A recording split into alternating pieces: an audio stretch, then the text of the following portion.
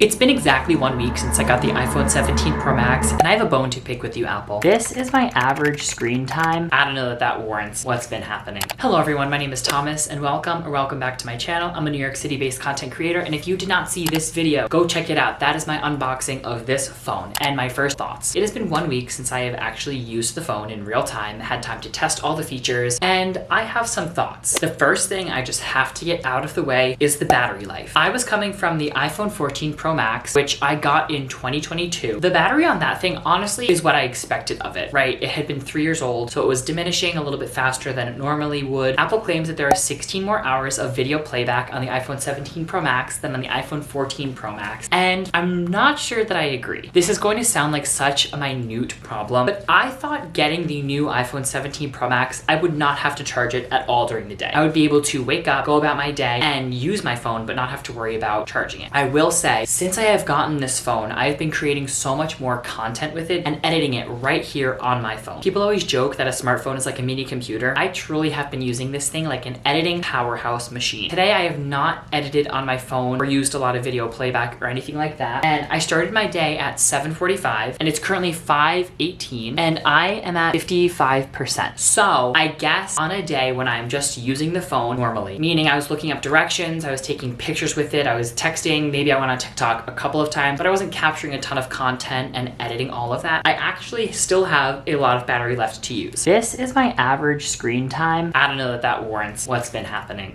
Although, maybe it's me. It's probably me, okay? When it needs to be charged, it is super helpful with iOS 26 that it tells you how much time left until it'll get to 80% and then 100%, and it is accurate. Another great thing, I think this is the first time Apple has built in a cooling system with this phone to make sure that it kind of regulates its inner temperature, and that has been so real. Normally when I go out for a walk or about my day and I'm looking up directions while listening to music, my phone heats up and the screen goes dark and I can't see anything. The battery's draining and it's so problematic. I have not experienced that since using this phone. These phones are fast and Apple just keeps upping itself and maintaining that amazing quality of smoothness with the interface. Overall, the battery and performance are about what I expected, but amazing nonetheless. Next, I want to talk about the display and design of the phone. This phone feels really nice in the hand. It doesn't feel heavy. I love the aluminum unibody frame, how consistent the design is. This design has grown on me so much. I think it's such a statement having this little plateau, they call it, and it just feels very sleek. The brightness on this phone,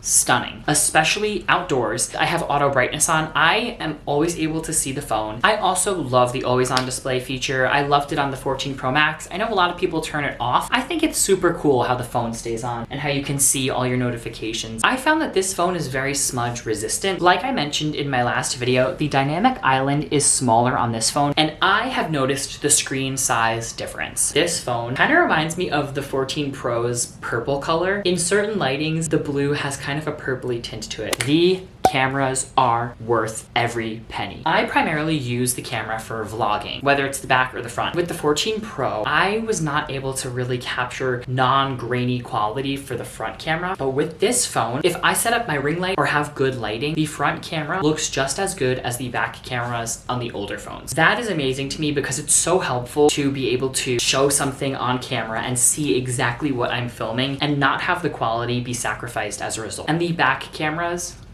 insane. The 8x zoom can still take a crystal clear picture. Right now, it's an 8x zoom taking a picture of these chairs. You can see the wind. The 4x zoom, again, still looks impeccable. The 2x zoom. And then 0.5 is still amazing. If you have to crop the ultra wide video, it won't sacrifice the quality. Those have been game changers for me. I'm also new to the editing feature where you can like erase things in photos. Sometimes there's just a random thing in the back of your picture and you're like, this would have been great if that wasn't there. And being able to erase it and have Apple just fill it right in without having to hop into Photoshop or Facetune or any other app is so helpful. And that brings me to the next category I want to talk about, which is Apple Intelligence. After a week, I don't notice that the Siri feature where the screen lights up and that's the Apple Intelligence, that is super impactful to me. And the summarizing of notifications actually confuses me more sometimes, especially when it takes all of my emails and kind of stacks them to create one summary. And I'm like, what am I reading right right now, but I do like the way it streamlines notifications and puts everything in one place so that it's easier to understand and doesn't clutter your visual space. I still think it's super cool that you can use the camera to scan things in the distance and it will tell you what it is. Today, for example, I saw this building and I was like, what is that building? I used the ChatGPT feature and it told me exactly what that building was. A little bit of history about the building too. That is an Apple Intelligence feature that actually blows me away. As for the action button and camera button, I don't know, y'all. Personally, I like having the action button as the ringer, and the camera button is funny because sometimes when I'm filming, I'll accidentally swipe my finger on it and it'll switch cameras or it'll zoom in or zoom out. That can tend to be a little annoying when my fingers slip, but you know what? I still think it's cool. This lighting is so good. Another annoying feature is the new swiping to unlock. It takes a hot minute and then the numbers will pop up, or sometimes it'll take a second to scan the face and I have to keep swiping. I hope they release a software update soon because I do think a lot of those issues will be resolved now that the phones have been out for a little bit longer. For audio and everyday usage for me, the speakers are awesome. I'm really trying not to blow them out because I think it's so easy for that to happen to these phones. The haptics also feel smooth on this phone, integrated in a new way, especially with the action button and camera button. They did eat with that. Now, the next thing I want to talk about is connectivity and charging and all of that. I think this is a me problem because the rest of the world has moved on to USB-C, but I don't have any accessories that work with my phone now. I am in the market to get some new stuff that will work with this phone. So yeah, still getting used to USB-C. As for my own personal little qualms, I want to get a new case because I currently just have this blue silicone one on, but it gets stuck in all of my pockets, and I also want something a little bit more stylish. So if you have any recommendations, please let me know. If you're on the fence, should you wait another year or buy this phone? Obviously, it depends on what model you have, but I will say coming from the 14 Pro Max to the 17 Pro Max was totally worth it for me. I think between the 15, the 16, and the 17 itself, there have been enough features to rationalize getting this phone for me, but even just the cameras on this phone are insane. I do think with more updates, Apple will be able to truly fully integrate Apple Intelligence to be seamless and be a lot smarter, and I do think the positives of this phone outweigh the negatives. Apple packs in a ton of new features that go unnoticed. I probably have to do my own digging a little bit still with this phone. If you are considering buying this phone and you are a content creator, definitely get this phone. I think it's built for vertical content creation, especially like I said with the front camera and that ultra wide lens. So I guess the beef is resolved. I still love you, Apple. Let me know in the comments down below what feature you would love to see on an iPhone that we haven't quite gotten yet. Also, make sure to give this video a thumbs up and subscribe. I love vlogging my life here in New York City, exploring technology, taking you along with me on my adventures, and thank you so much for watching. I truly appreciate your support so much, and I hope you have a great rest of your day.